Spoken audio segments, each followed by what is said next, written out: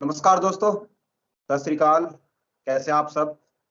अभी चारों तरफ एक माहौल बन गया है पेट्रोल को लेकर। बहुत सारी वीडियो वायरल हो रही है। बहुत सारे जो कॉमेडियन हैं वो भी पेट्रोल को लेकर वीडियो बना रहे हैं कि मोदी जी ऐसा मत कीजिए हमारे साथ। पेट्रोल के दाम आपने आसमान में आप लेके चले गए। चारों तरफ बहुत सारे लोग अदर-अदर के जो पार्टियों के लोग हैं, विपक्षी जो लोग हैं, बहुत सारी जगह बड़े-बड़े बैनर लेकर, बड़े-बड़े आवाज के डीजे और लाउड स्पीकर लेकर बोल रहे हैं महंगाई कम हुई कि नहीं हुई। किस तरीके से मोदी जी को रेला जा रहा है और पेला जा रहा है। पेट्रोल के जो दाम है, डीजल के जो दाम है, इस कदर बढ़ रहे हैं दिन प्रतिदिन। ये वही मोदी जी हैं जो 2014 में जब तक भारतीय जनता पार्टी की सरकार देश में नहीं आई थी, तब तक प्रधानमंत्री नहीं बने थे, तो लोगों से पूछ रहे थे, जनता से पूछ रहे थे पेट्रोल के दाम बढ़े, कम हुए कि नहीं हुए? वो भी हाँ या ना में जवाब माँगते थे। अभी हमारे यहाँ, हमारे उत्तर प्रदेश में भी ₹109 लीटर पेट्रोल हो चुका है और मुंबई जैसे शहरों में 115-15, ₹116 पेट्रोल के दाम हो गए हैं। हमारे साथ नागपुर से मेहमान जुड़ चुके हैं, अविनाश काकड़े जी। स्वागत है सर आपका हमारे चैनल पर। नमस्कार। मैं आराम से बैठा था, आपने क्यों जगा दिया मुझे? मुझे कई जी, दोस्तों के फोन आए कई राज्यों से कि जी, साहब आप पेट्रोल के बारे में क्यों नहीं बोलते, डीजल के बारे में क्यों नहीं बोलते। मुझे लोग बोलते हैं, मैं कई लोगों ने, दूसरे लोगों ने बोला कि आप मोदी के विरोध करते हो। भाई मैं किसी का विरोध नहीं करता, मैं सच्चाई बयान करता हूँ। किसी भी मामले में मैं सच्चाई बयान करता हूँ। मुझे एक जी, किस्सा याद आता है जो मुझे स्कूल में समझाते थे। स्कूल में पढ़ाया था वो किस्सा कि किसी लड़के ने मूंगफली खाकर उसके जो छिलके थे वो क्लास में डाल दिए। मास्टर बहुत गुस्सा हो गए और जी, मास्टर ने बोला कि ये छिलके किसने डाले हैं? तो उस क्लास में 3 लोग थे। एक था संगवीर, एक थे तिलक बाबा और एक थे गांधी बाबा। उसी क्लास में थे तीनों बेचारे। तो इस संगवीर था, ये खड़ा हो गया, ये बोला भाई किसी के पास कोई सबूत है? कोई आपके पास में सीसीटीवी कैमरे, उस वक्त तो सीसीटीवी कैमरे नहीं थे। अभी जैसा वो जी, सीसीटीवी कैमरे के वजह से देशभक्त पकड़े गए अयोध्या में, उस वक्त तो नहीं था कोई सीसीटीवी कैमरा। तो जी, एक लड़का खड़ा हो गया कि मैंने इसको खाते और न डालते हुए देखा है। तो वो बोला ये तो विरोधी पार्टी का आदमी है, इसकी गवाह नहीं माननी मुझे। तो एक वो था। आज उनकी बहुत बड़ी तादाद बढ़ गई है देश में कि जो संघवीर है, कि जो दूसरे के गवाह नहीं मानते और सबूत उनको सीसीटीवी कैमरे चाहिए या और ऐसे कोई सबूत चाहिए। ऐसी एक एक लड़का था वहां जो उत्पात मचाता था हर वक्त।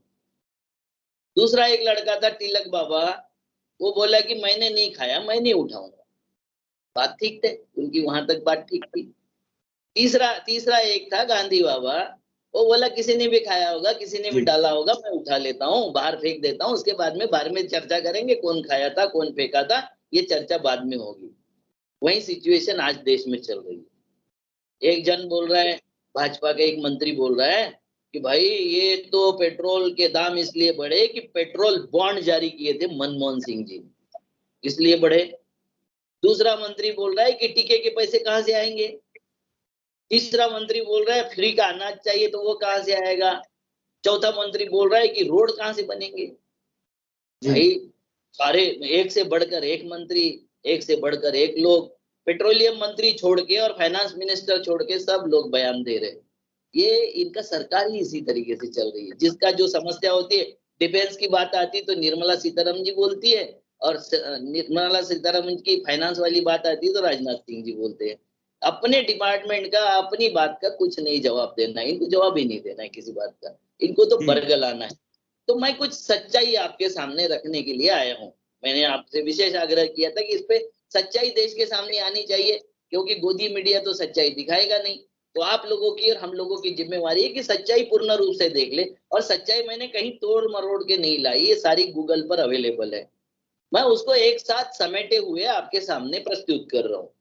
तो पहली जी, हम समझ लेते हैं कि बॉन्ड क्या चीज है। ये जी, बॉन्ड जब जारी होते हैं, जब इकोनॉमी से अचानक पैसा विड्रॉ नहीं करना होता है, नोट विड्रॉ नहीं करने होते, फॉरेन करेंसी जब विड्रॉ नहीं करनी होती, तो सरकार जो इशू करती है उसको कहते हैं बॉन्ड। आपने देखा जी, होगा किसान बॉन्ड जारी होते हैं, गोल्ड बॉन्ड जारी होते हैं, ये सारे बॉन्ड जारी होते हैं। सरकार उसके माध्यम से पैसा अपने पास में इकट्ठा करती है। क्योंकि सरकार को जब पैसे की जरूरत होती है तो बॉन्ड जारी होते हैं। ये सबसे पहले पेट्रोल बॉन्ड किसी ने जारी किया होगा तो 2002 में पंडित अटल बिहारी वाजपेयी जी ने जारी किया था। मतलब ये रास्ता किसी ने खोला था तो पंडित अटल बिहारी जी ने 2002 में खोला था, जिसमें 9,000 करोड़ के पेट्रोल बॉन्ड जारी किया था। ठीक है, ये लोगों को समझ में आना चाहिए कि ये कब खेल शुरू हो गया। और उसके बाद में दूसरे बार बॉन्ड जारी हुए 2005-6 के बीच में, 5-6 का जो फाइनेंस ईयर था उस वक्त जारी हुए, जब युद्ध चल रहा था वो सीमा पर, और वो इराक ईरान और वो स्ट्रगल चल रहा था। इस वक्त डॉलर जो पेट्रोल के और डीजल के जो ऑयल है उसके दाम हो गए थे 147 रुपए, $147 प्रति बैरल। आप समझ रहे हैं? उस वक्त उन्होंने देश की इकोनॉमी को झटका ना लगे, अचानक डीजल पेट्रोल के दाम इतने बढ़ गए हैं, वो झटका इकोनॉमी को सहना चाहिए, इसलिए उन्होंने हमारी जो फॉरेन जो ये था फंडिंग था वो भी कम ना हो और देश की इकोनॉमी भी बचे, इसलिए उन्होंने पेट्रोल बॉन्ड जारी किया था। और वो पेट्रोल बॉन्ड उन्होंने 2005 में एक जारी किया था, 2009 में दूसरी बार जारी किया। और ये पेट्रोल बॉन्ड था 1.4 लाख करोड़, मतलब 1,40,000 करोड़ के इन्होंने पेट्रोल बॉन्ड जारी किया था मनमोहन सिंह जी ने। और उसमें से 53,000 करोड़ 2014 तक उन्होंने दे भी दिया था। बात समझ रहे है ना? बाकी जो बचे थे, मेरे ख्याल से थोड़ा से जो बचे थे, आधे पैसे बचे थे, वो आधे पैसे इनको किस्तों से देना था। 2014 के बाद में जो सरकार आई उनको किस्तों से देना था। और ये 7 साल में कितने पैसे देना था इनको? तो 20,000 करोड़ रुपए देना था। बहुत ज्यादा नहीं देना था, क्योंकि उसके बॉन्ड की लिमिट है वो बहुत लंबी लिमिट है। और ये बॉन्ड दिया है ऑयल मार्केटिंग कॉरपोरेशन के नाम से जारी हुए, जो मार्केटिंग करती है दुनिया में, ऑयल की मार्केटिंग करती है, उनको बॉन्ड दिए था हमने जी। अब क्या हुआ कि इन्होंने उसमें से पैसे दिए कितने? 3,500 करोड़ दिए एक बार, और एक बार 1,750 करोड़ रुपए दिए। अभी जो नेक्स्ट किस्त आने वाली है वो किस्त अभी भरना बाकी है, 20,000 करोड़ की अभी किस्त भरना बाकी है। अभी दिए नहीं, इन्होंने कुछ भी नहीं दिए। ये जो चिल्लाते रहते इनके मंत्री और इनके भक्त लोग कि ये बॉन्ड के पैसे दिए जा रहे हैं इसलिए डीजल पेट्रोल का दाम बढ़ रहा है और बहुत अमर्याद बढ़ रहा है, क्योंकि उन्होंने पाप किया हुआ था मनमोहन सिंह जी ने। तो पाप की शुरुआत पंडित अटल बिहारी वाजपेयी जी ने की थी, और वो पाप की शुरुआत जो हुई थी वो देश को बचाने के लिए हुई थी। मैं अटल जी को कोई दोष नहीं देता, क्योंकि उस वक्त भी सिचुएशन बहुत अच्छी नहीं थी, कारगिल वार और वो सब हो रहा था, उसके वजह से इकोनॉमी को झटका ना लगे इसलिए उन्होंने किया होगा। बात समझ में आती है। उसके बाद क्या हुआ कि अगले 7 साल में, जो 6 साल में हमको पैसे जो देना है वो देना है, अलग है, कोई बात नहीं। कितने देना है? 1,17,000 करोड़ रुपए हमको अगले 6 साल में देना है। मगर आपको ये बता दूं कि 2021 और 22 में हमारा टैक्स जो था, पेट्रोल और डीजल से आने वाला टैक्स और सरचार्ज था, वो 3 लाख करोड़ से ज्यादा था। मतलब इनकम 3 लाख करोड़ से ज्यादा है सरकार की पेट्रोल और डीजल से, टैक्स और सरचार्ज की। देना कितने पैसे है? तो 1,17,000 करोड़ रुपए। और अभी के फाइनेंशियल ईयर में, जो कोरोना के बाद का ईयर है, उसमें हमको जो पैसा मिला, देश को जो पैसा मिला पेट्रोल और डीजल के टैक्स और सरचार्ज से, वो था 3,89,622 करोड़ रुपए पैसा सरकार की, केंद्र सरकार की तिजोरी में जमा हो गया। अब इतना पैसा आने के बाद बॉन्ड कितनी सी बात है? इतनी सी बात है, छोटी सी बात। उसके 30% भी बॉन्ड की कीमत नहीं है। तो बॉन्ड का जो रोना रोते हैं वो रोना बंद कर देना चाहिए। दूसरी बात, मैं आपको कुछ तथ्य बताना चाहता हूं। तथ्य ये है कि जब कीमत को हम देखते हैं कि 2014 में जब पेट्रोल डीजल की कीमत जो थी वो क्या थी, तो 1 अगस्त 2014 में पेट्रोल की बेसिक कीमत जो थी, बेसिक कीमत मतलब उसमें टैक्स वैक्स नहीं, ट्रांसपोर्टेशन, रिफाइनरी वगैरह का खर्चा जोड़ के ये था 48 रुपए 55 पैसे पेट्रोल का दाम, और डीजल का दाम था 47 रुपए 27 पैसे। बात समझे? उसके जी। ऊपर केंद्र सरकार टैक्स लेती थी 9 रुपए 48 पैसे। ये बात बहुत ध्यान से समझो कि जी। जी। टैक्स 2014 में जो केंद्र सरकार लेती थी वो था 9 रुपए 48 पैसे, और डीजल पर लेती थी 3 रुपए 57 पैसे। क्योंकि उस सरकार को समझता था, मनमोहन सिंह जी को, कि डीजल पर टैक्स बढ़ाने का मतलब खेती पर बोझा, डीजल पर टैक्स बढ़ाने का मतलब ट्रांसपोर्टेशन पर बोझा, तो सब्जी महंगी हो जाएगी, अनाज महंगा हो जाएगा, जो भी चीज ट्रांसपोर्ट होती है वो सारी महंगी हो जाएगी। तो उन्होंने कितना पैसा लिया? 3 रुपए 67 पैसे। और राज्य सरकार उस वक्त जो पैसा लेती थी वो 15 रुपए 67 पैसे था पेट्रोल पर, और 10 रुपए 25 पैसे था डीजल पर। अब इससे आगे की कहानी शुरू होती है। ये बात यहां तक समझ में आ गई? ध्यान में रखना, ये मैं जो फिगर बता रहा हूँ ध्यान में रखो। आगे की जी। कहानी शुरू होती है तो अब समझ में आता है कि 4 नवंबर 2021 को जो पेट्रोल का बेसिक रेट है 48 रुपए 36 पैसे, उसमें कितना था? 48 रुपए 55 पैसे। बात समझ लो कि जी। 1 अगस्त 2014 को पेट्रोल का बेसिक रेट था 48 रुपए 55 पैसे, अब वो है 48 रुपए 36 पैसे। मतलब 55 पैसे से 36 पैसे तो छोटे ही है, रुपए तो उतने ही है 48 रुपए। और डीजल का रेट है 49 रुपए 59 पैसे, मतलब डीजल का रेट 2 रुपए ज्यादा बढ़ गया। ठीक है, मार्केट जी। के प्रोसेसिंग और ये सारा मिलके 2 रुपए ज्यादा हो गया। मगर अब केंद्र का जो टैक्स है वह है 32 रुपए 90 पैसे। जो जी। 9 रुपए 48 पैसे था अब 32 रुपए 90 पैसे है। और डीजल पर टैक्स है जो पहले था 3 रुपए 57 पैसे, अभी है 31 रुपए 80 पैसे। जी। और फिर देखते हैं राज्यों के टैक्स। जो उस वक्त राज्य का टैक्स 15 रुपए 67 पैसे था, वो अभी 15 रुपए से लेकर 17 रुपए तक अलग अलग राज्यों में अलग अलग टैक्स है। और फिर डीजल पर जो टैक्स है उस वक्त 10 रुपए 25 पैसे था, इस वक्त 15 रुपए यानी 15 रुपए 0 पैसे टैक्स हो गया है। करीबन करीबन अलग अलग राज्यों में जी। अलग अलग फिगर है। तो मतलब क्या हो गया कि बढ़ाने का काम, टैक्स में बढ़ाने का काम। आपको एक और मैंने विचित्र बात बताता हूं मैं, कि जब कोरोना काल में सारी जो ऑयल रिफाइनरी थी, पेट्रोल डीजल उत्पादन करने वाली कंपनियां थी, उनके पास में स्टॉक करने के लिए जगह नहीं थी, तो वो 0 रुपए पर आपको उठाने का बोलती थी कि उठाओ जितना चाहिए डीजल पेट्रोल उठाओ। उस वक्त जो डीजल पेट्रोल उठा के हमारे यहाँ स्टॉक किया गया है, उस वक्त सरकार जो कमा रही थी वो 80% कमा रही थी। मतलब उसका ट्रांसपोर्टेशन का चार्ज और रिफाइनरी का चार्ज 20 रुपए था, 80 रुपए सेंट्रल गवर्नमेंट टैक्स कमा रही थी उस वक्त। आप बात समझे? जी। जी। तो जी। आज के तारीख में भी अगर 100 रुपए पेट्रोल डीजल के आप देते हो तो 67 रुपीज सेंट्रल गवर्नमेंट के टैक्स और सरचार्ज है।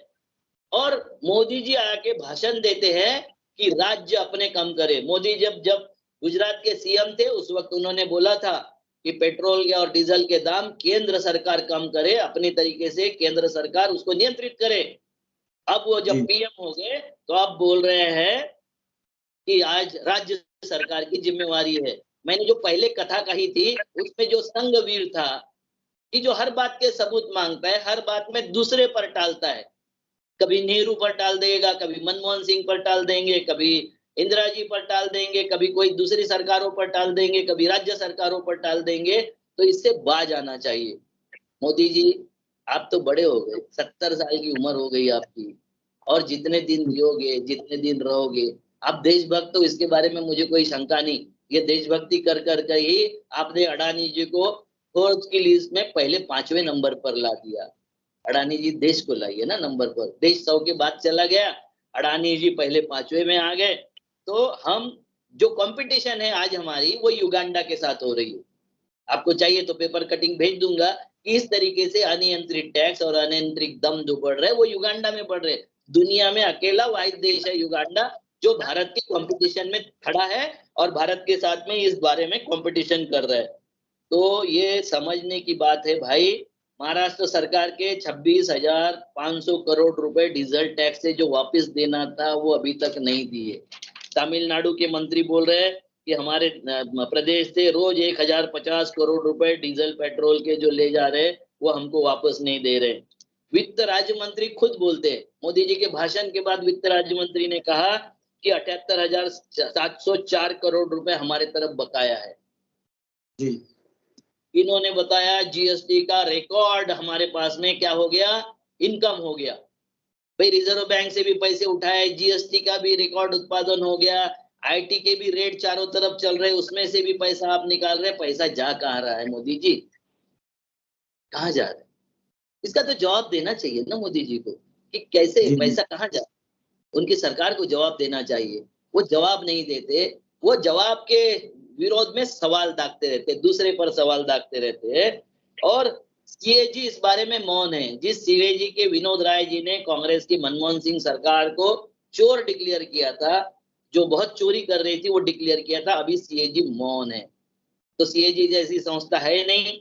बाकी के सारे लोग बोल रहे हैं कि हमारे पैसे हमें वापस दो, ये जीएसटी का पैसा वापस नहीं दे रहे। इवन डीजल पेट्रोल की जो कटौती इन्होंने कमाई की है, वो भी लाखों करोड़ रुपए इन्होंने अपने पास में स्टक करके रखे हैं। और इनको देश को एकत्रित रखना है, ऐसी बातें खाली लब्बो लुआब में बोलना है। इनको देश के लिए कुछ करते हुए मुझे नहीं दिखाई देता। जिस दिन दिखाई देगा उस दिन हमको समझ में आएगा कि हाँ, ये देश के प्रधानमंत्री अब कुछ कर रहे हैं देश के लिए। अब तो ऐसा लगता है कि अडानी और अंबानी जी के लिए ही सब कुछ हो रहा है, देश के गरीबों के लिए कुछ नहीं हो रहा है। और मैं भक्तों से आग्रह करता हूँ कि मैंने जो फिगर दिए, ये अगर आपको गलत लगते होंगे, और लगेंगे ही आपको, तो आप जाके गूगल पर इसको सर्च कीजिए कि 2014 के रेट और बेसिक पेट्रोल के और डीजल के दाम क्या थे, और 4 नवंबर 2021 के दाम क्या थे। आपके हाथ में, सबके हाथ में तो मोबाइल है ही, एंड्रॉइड मोबाइल है, इंटरनेट भी आपको फ्री मिल ही गया है। तो अभी क्योंकि जी 5G का जो है 7.5 करोड़ में, 7.5 लाख करोड़ में अभी उसकी नीलामी होने वाली है। एक पैसे में 1 सेकंड जो आपके पास में मोबाइल और सब कुछ आता था, वो अब दिन लग गए हैं, क्योंकि देश विकास की तरफ बढ़ रहा है। ऐसा ही विकास अगर होता रहा तो सबका जी भट्टा बैठने में ज्यादा समय नहीं लगेगा। और देश की जनता, जो गुरुजी गोलवलकर साहब कहते हैं कि 95% जनता जब तक हैंड टू माउथ मतलब भिखमंगी नहीं होगी, हिंदुत्व नहीं आ सकता। ऐसे हिंदुत्व को लाने के लिए भक्तों को प्रयास करने चाहिए, हम नहीं करेंगे। नमस्कार, जय हिंद, वंदे मातरम। जी बहुत बहुत धन्यवाद आपका।